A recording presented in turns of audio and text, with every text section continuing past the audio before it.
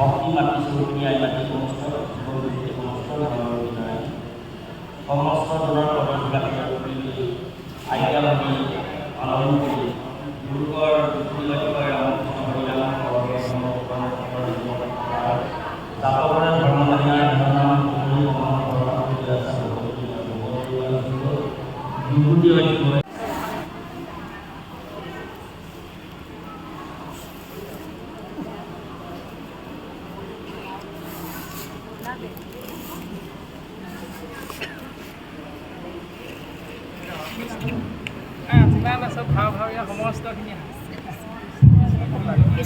কৃষ্ণ কৃষ্ণ হ'ব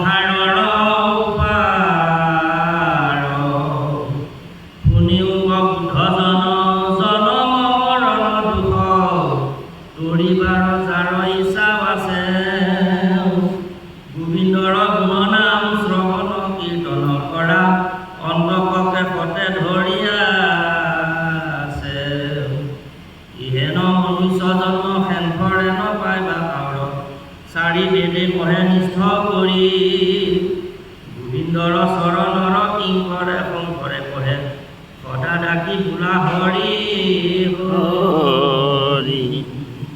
বেদ বেদান্ত উপনিষদ যিটো আচৰিব পাৰে সেই নাম ধৰ্ম বস্তু প্ৰচাৰে শংকৰে আনদেৱ আন ধৰ্ম কাহাকো নাদৰি একে কৃষ্ণ দেৱতাৰ নাম মাত্ৰ ধৰি যি পাৰে সেদিকে বন্ধ এই মুখ্য কৰ্ম ভাগৱতৰ গ্ৰন্থে বোলে সেই নাম ধৰ্মকে অপগাহৰণকাৰী মহাপুৰুষৰ গুণগ্ৰাহী ইবালু বাপ বান্ধৱ আৰু আইনমাতী নৰনাৰায়ণ আপোনাৰ সন্ত মহন্ত বাপ বান্ধৱ আইনমাতী মুখপদে গুৰুকৰ আকাশাৰী ৰামকৃষ্ণ হৰিনাম সৰ্বধৰ্ম সকল নিগমত প্ৰসাৰ জাতকৰে ধৰ্ম নাহিয়াৰ হেননাম মুখৰি ভ্ৰমণৰ প্ৰকাশ লৈ আছে ভগতৰিবাৰ যুগ দুৰ্গতি অধ্যয় আকাশাৰী ৰামকৃষ্ণ নাম বস্তু ইয়াতে শ্ৰৱণ কীৰ্তন শ্ৰৱণ তাৰপিছত নাৰদ বদতি ধৰ্ম মহামতী শুনা পাছে যেন ভৈল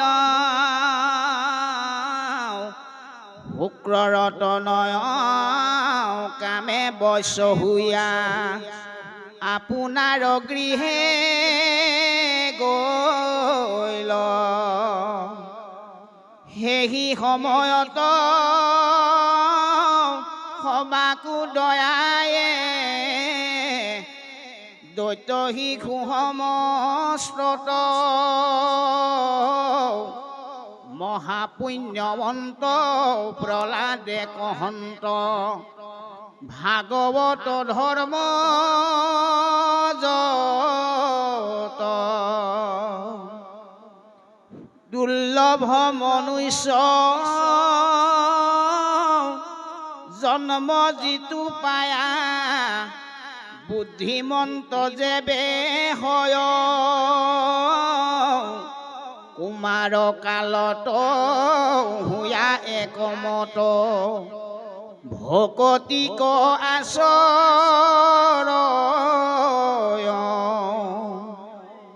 মনুষ্য জনমে ধৰ্ম অৰ্থ কাম মুখ্যকো পাৰে দিবাক হেন জানি যত ভকতি কৰোক যাৰ ইচ্ছা তৰিবাক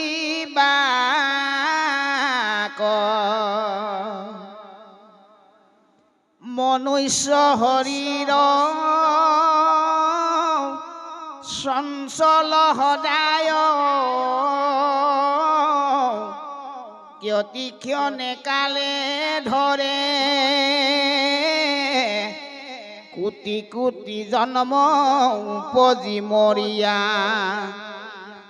মনুষ্য নুহি হেন ধৰে এমত দুৰ্বল জন্ম পায়া যিটো ভকতি আচৰুক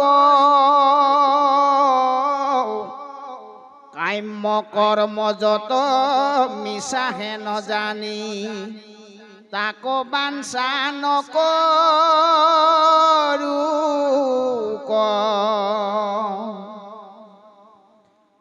বিষ্ণুৰ চৰণ স্মৰন্ত তপৰে পুৰুষ লাভ নাই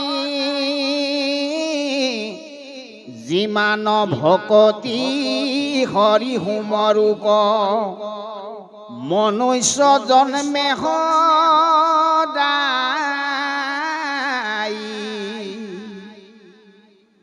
সমস্তৰে প্ৰিয় হৃদয় আত্মা জগতৰে পিতা মাতা হেন জানি আন বিষয় এৰিয়া হৃদয়ে হৰিক চিন্তা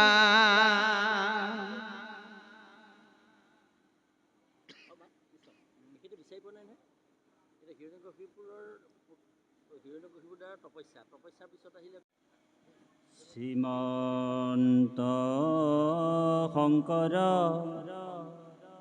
হৰি ভকতৰ জানা যে নকল্পতৰু তাহান্ত বিনাই নাই নাই নাই আমাৰ পৰম গুৰু তাহান্ত বিনাই নাই নাই নাই আমাৰ পৰম গুৰু কৃষ্ণ জয় জয় ঈশ্বৰ অনাদি দেৱ হৰি শংকৰ স্বৰূপে পৃথিৱীতয় তৰি কোটি কোটি ব্ৰহ্মাণ্ডৰ দেৱ ভগৱন্ত ব্ৰহ্মাহৰ নপাবন্ত যাৰ আদি অন্ত হেনয় শংকৰ তুমি অনাথৰ নাথ প্ৰণামো প্ৰভু চৰণত থয়া মাথ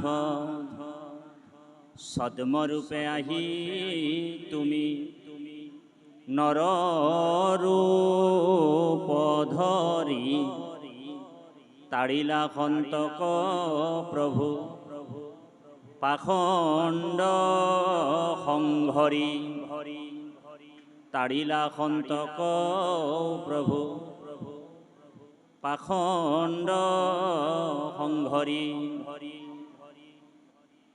পঞ্চভূতে নানা শৰীৰ স্ৰজিয়া প্ৰৱেশিতা তলীলায়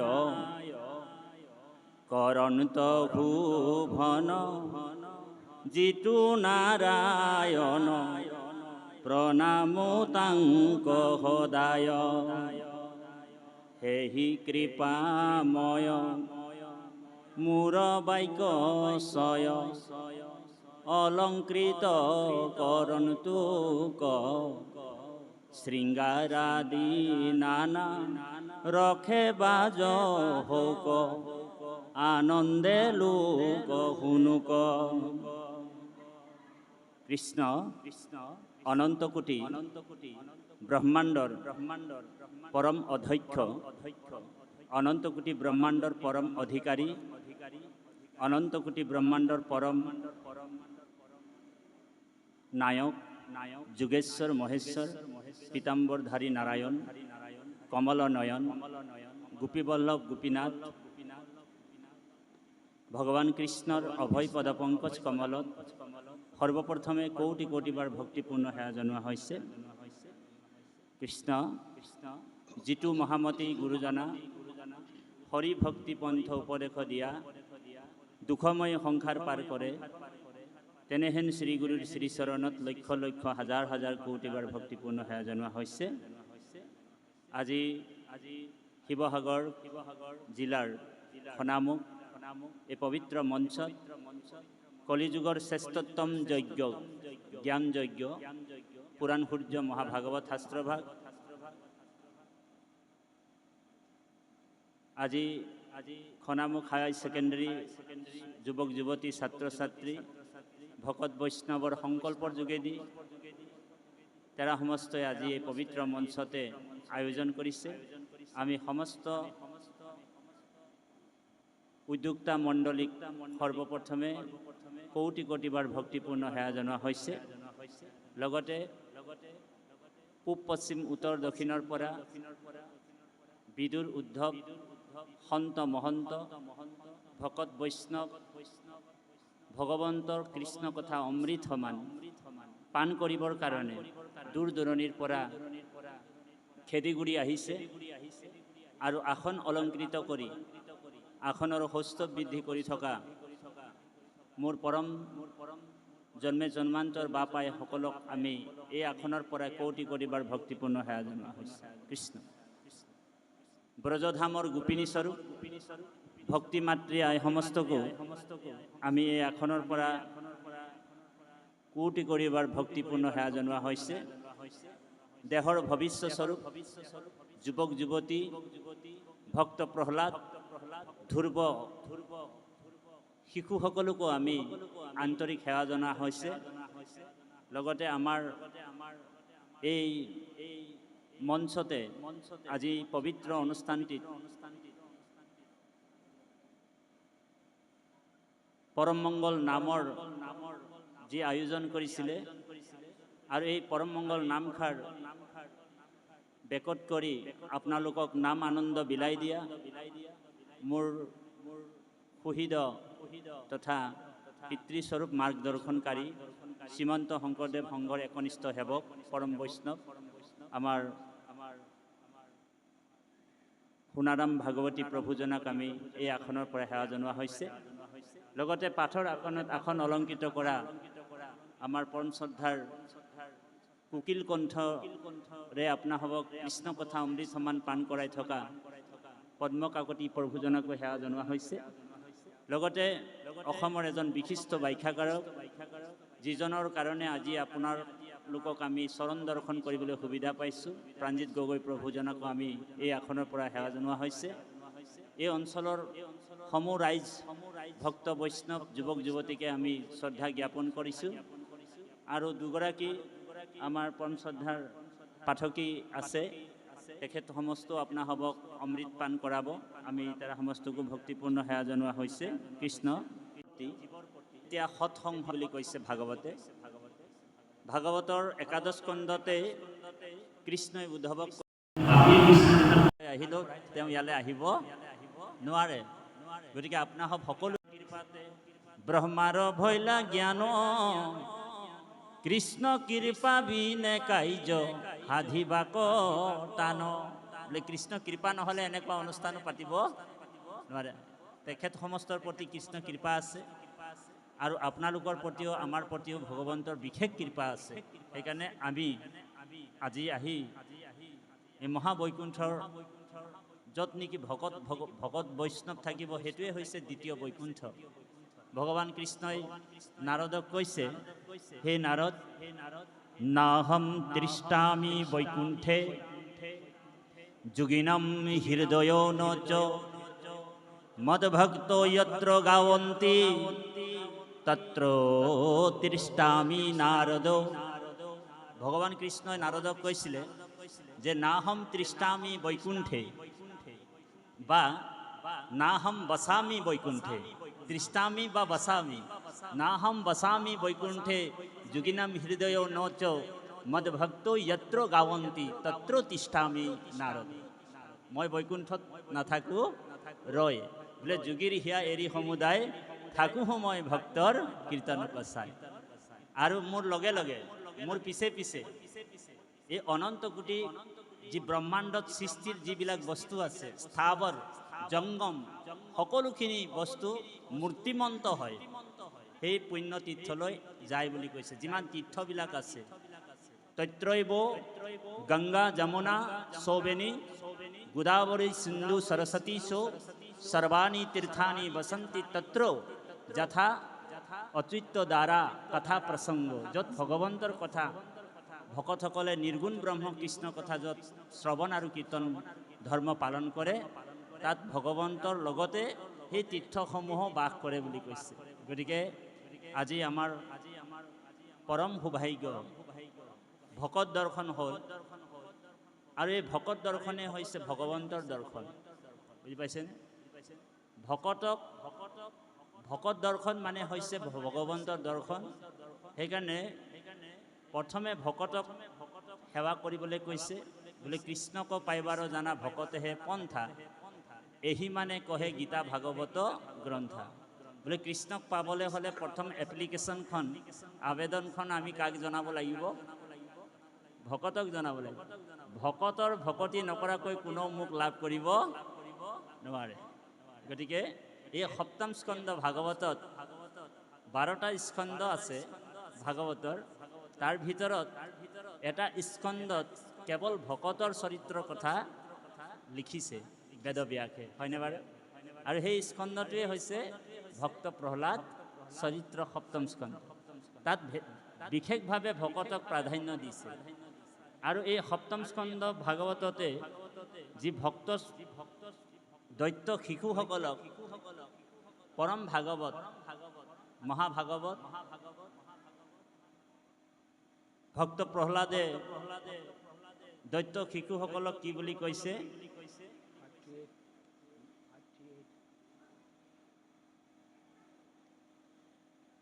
নাৰদে কৈ আছে, দৈত্য শিশুসকলৰ প্ৰতি প্ৰহ্লাদৰ উপদেশ। নাৰদ বদতি ধৰ্ম মহামতি শুনা পাছে যেন ভৈল, শুক্ৰৰ তনয় কামে বৈশ্য শুয়া আপোনাৰ গৃহে গৈল। সেই সময়ত সবাকো দায়ায়ে দৈত্য শিশু সমস্তত, মহাপুণ্যবন্ত প্ৰহ্লাদে কহন্ত ভাগৱত ধৰ্ম যত। তাৰমানে শুক্ৰৰ দৈত্যগুৰু শুক্ৰৰ তনয় হৈছে দুজন, এজন হৈছে খণ্ডা আৰু অমৰ্ক। সন্ধি কৰি এক কৰি কি বুলি কৈছে? খণ্ডা মৰ্ক, হয়নে বাৰু? আৰু নিজৰ কৰ্মত যেতিয়া তেওঁলোকে ব্যস্ত হৈ যায়, তেওঁ দৈত্য শিশুসকলৰ শিক্ষক, আৰু তেওঁলোকে যেতিয়া কৰ্মত নিজৰ ঘৰুৱা কামত ব্যস্ততা হৈ যায়, তেতিয়া মহাভাগৱত প্ৰহ্লাদে কি কৰে? সেই দৈত্য শিশুসকলক বেৰি লয়, তাৰ মাজতে তেওঁ বহি কি উপদেশ দিছে? মহাভাগৱত ধৰ্ম উপদেশ দিছে। আৰু যিটো উপদেশ দিয়াৰ পিছত এই মহাভাগৱত ধৰ্ম জ্ঞান পোৱাৰ লগে লগে জীৱৰ জন্ম মৃত্যু হাত এৰাই বুলি কৈছে, হয়নে বাৰু? তাৰপিছত কৈছে ভক্ত প্ৰহ্লাদে দুৰ্লভ মনুষ্য জন্ম যিটো পায়া বুদ্ধিমন্ত দেৱে হয় কুমাৰ কালত কুয়া একমত ভকতিক আশ্ৰয় যে মানুহৰ জন্মটো পাইছে আৰু এই মানুহৰ জন্মটো হৈছে দুৰ্লভ মনুষ্য জন্মটো শাস্ত্ৰই কৈছে বহুত দুৰ্লভ আৰু এই দুৰ্লভ মনুষ্য জন্মটো পায় যি বুদ্ধিমন্ত নৰ যি বিবেকী নৰ সেইসকলে কি কৰে বুলি কৈছে কুমাৰ কালত মানে শিশু অৱস্থাৰ পৰাই ভাগৱত ধৰ্ম শিকিব লাগে বুলি ভক্ত প্ৰহ্লাদে দৈত্য শিশুসকলক উপদেশ দিছে এতিয়া আমি হয়তো ভাগৱত ধৰ্মটো বহুত পাছতহে আমি লাভ কৰিলোঁ হয়নে প্ৰভু আমাৰ দেৰি হৈছে কিন্তু আমি শিশু অৱস্থাৰ পৰাই আমি ঈশ্বৰৰ কথা ভাগৱত ধৰ্ম আমি পালন কৰিব পাব লাগিছিল এই কথাটোকে ইয়াত কৈছে যে কুমাৰ কালত হোৱা একমত ভকতিক আশ্ৰয় কাৰণ কুমাৰ কালতে কিয় ভাগৱত ধৰ্ম আচৰণ কৰিব লাগিব আপুনি শিশু অৱস্থাত পৰাই যেতিয়া এটা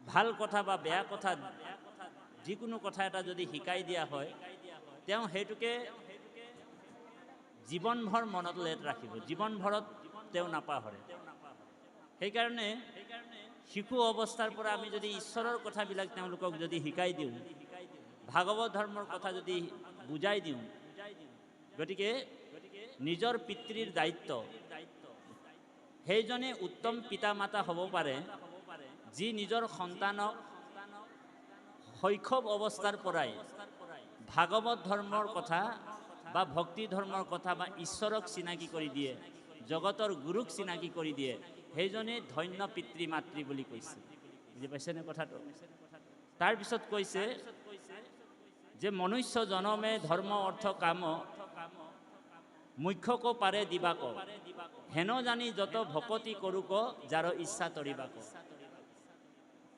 দেৱৰো বাঞ্ছনী ইটো নৰতনু ব্ৰহ্মায়ো বাঞ্ছা কৰে মনুষ্য হ'বৰ কাৰণে আৰু মনুষ্য জন্মত সেয়েহে ভকতি হয় বুলি কৈছে সেইকাৰণে স্বৰ্গৰ পৰা দেৱতাসকলো নামি আহি মনুষ্য হ'বলৈ যত্ন কৰে কেনেবাকৈ মানুহৰ জন্ম পাওঁ নেকি সেইকাৰণে এই মনুষ্য তনুটো বহুত দুৰ্লভ বুলি কৈছে দুৰ্লভম মনুষ্যম জন্ম তদপি অৰ্ধুবম অৰ্থদম মানুহৰ জন্মটো যদিও দুৰ্লভ ভক্ত প্ৰহ্লাদে কৈছে তদপি অৰ্ধুবম অৰ্থদম কিন্তু চাবা আকৌ আজি আছে কালি নাথাকিব পাৰে পশুপাতৰ পানী গতিকে কুমাৰো আচৰে প্ৰাগ ধৰ্মানী ভাগৱত কৰিও কুমাৰ কালে ভাগৱত ধৰ্ম মানুহৰ জন্মটো যদিও দুৰ্লভ পাবলৈ বহুত টান কিন্তু ক্ষণভংগুৰ বুলি কৈছে ক্ষণভংগুৰ মানে এই আছে এই নাই আমাৰ যে কয় কচুপাতৰ পানী বাঁহী ভাতৰ আশা কৰিব নালাগে বুলি কয় হয়নে বাৰু সেইকাৰণে আজি আপুনি মই ভকতি কৰিব লাগিব কাইলৈ কিজানি আমাৰ জীৱনটো নাথাকে কালিয়ে আমি মৰি যাম বুলি আজিয়ে ভকতি কৰিব কৈছে গতিকে 84 জন্ম অতিক্ৰম কৰাৰ পিছত মাছ ভেকুলী গৰু ছাগলী পশু পতংগৰ পৰা আমি দেৱ মনুষ্যত পশু পতংগত জগতময় ধত স্বামী চৈধ্যয় ভুৱনে হেন থান নাই জৈতেনতো যাওঁ আমি দেৱ মনুষ্যত পশু পতংগত জগত মধ্যত স্বামী চৈধ্যয় ভুৱনে হেন স্থান নাই জৈতেনতো যাওঁ আমি গতিকে 84 লক্ষ যোনি অতিক্ৰম কৰাৰ পিছত জীৱই যেতিয়া ভাগৰি যায় কৃষ্ণই কি কৰে তাক অকণমান গোল্ডেন চান্স এটা দি দিয়ে মানুহৰ জন্ম এইবাৰ এটা গোল্ডেন চান্স দি দিছোঁ যে মানুহৰ জন্ম লওক আৰু ভকতি কৰক আৰু মোৰ পৰম পদলৈ মোৰ পৰম থানলৈ তেওঁ বৈকুণ্ঠলৈ আহক। এই পৰমাত্মাই আমাক ইমান সুন্দৰকৈ এই ব্যৱস্থাটো কৰি দিছে বাপাই সমস্ত। সেইকাৰণে আপুনি মই সদায় ৰাতিপুৱা গধূলি প্ৰাৰ্থনা কৰোঁ যে এই মনুষ্য জন্মটো আমাৰ সাৰ্থক কৰিলে প্ৰভু, আপোনাৰ কৃপাত আমি আজি সাৰ্থক হৈছোঁ আৰু সদায় প্ৰাৰ্থনা কৰিছোঁ, হয়নে বাৰু? সকলোৱে গাব প্ৰাৰ্থনাটো। এ যাদৱ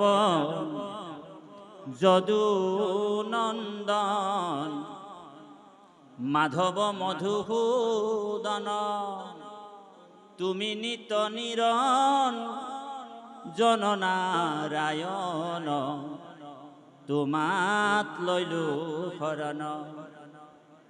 ইবাৰ কৰুণাময় হৰি কমলাপতি মোৰে নচাৰিবা নাৰায়ণ অৰুণ চৰণ তলে হৰি কমলাপতি সত্যে সত্যে পখিলু শৰণ।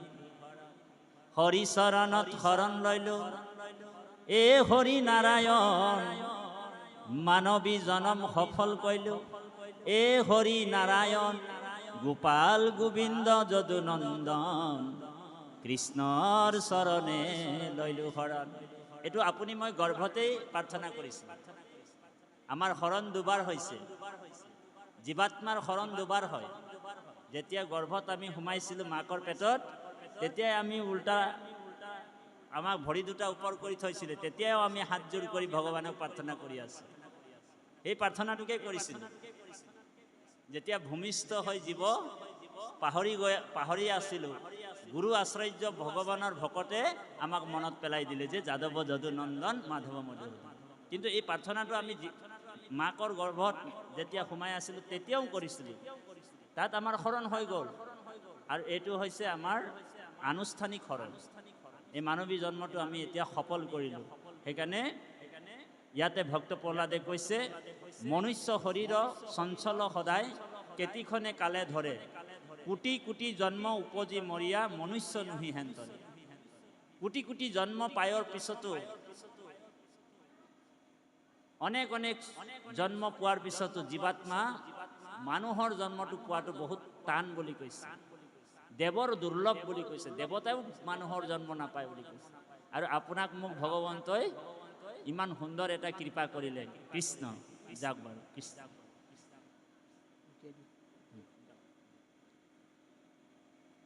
কৃষ্ণ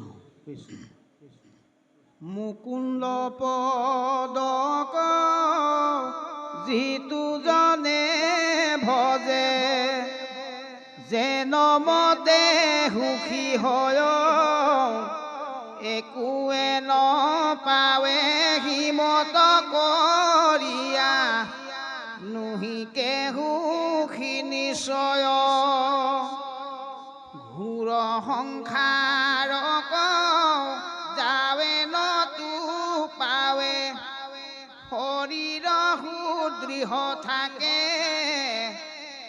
ভগৱন্ত পদ সেৱা কৰিবাক লাগে যত্ন কৰিবাকে। পুৰুষৰ আয়ুহতে কবছৰ অৰ্ধেক নিৰ্দাত যাই কিছু ফল নাই ৰাতিত শয়ন কৰিয়া থাকে সদায়। বালক কালৰ পৰা জানা যাই বিংশতি বৰিষ মানে নানা ক্ৰীড়াত নুগুচে মনত পুৰুষে তাক নজানে। আয়ু যায় ব্যথে যুৱা পাইলে আখি পাছৰো বিংশতি যাই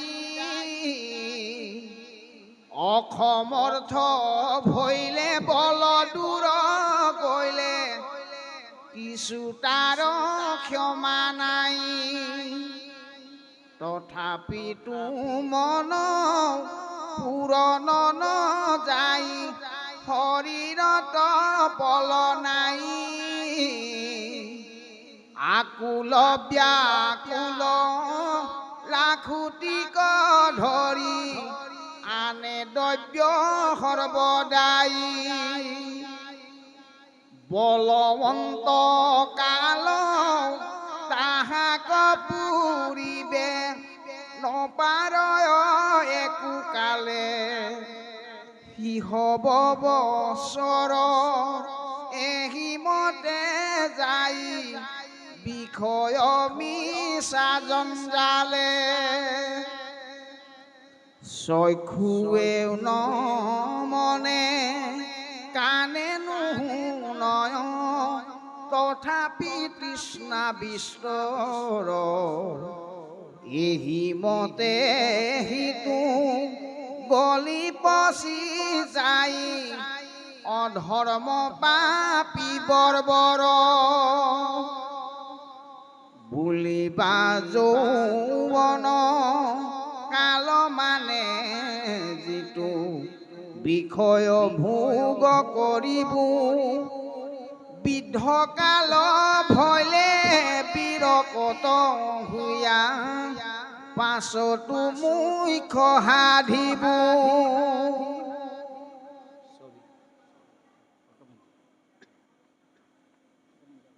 ছবি ইহাৰ উত্তৰ শুনা দৈত্য শিশু মনে গুণা জিতেন্দ্ৰিয়ানুহে যিটো জন গৃহত আসক্ত মন স্নেহ বাহে অনুক্ষণ তাক সম্বাৰণে দেখো মুখ্যন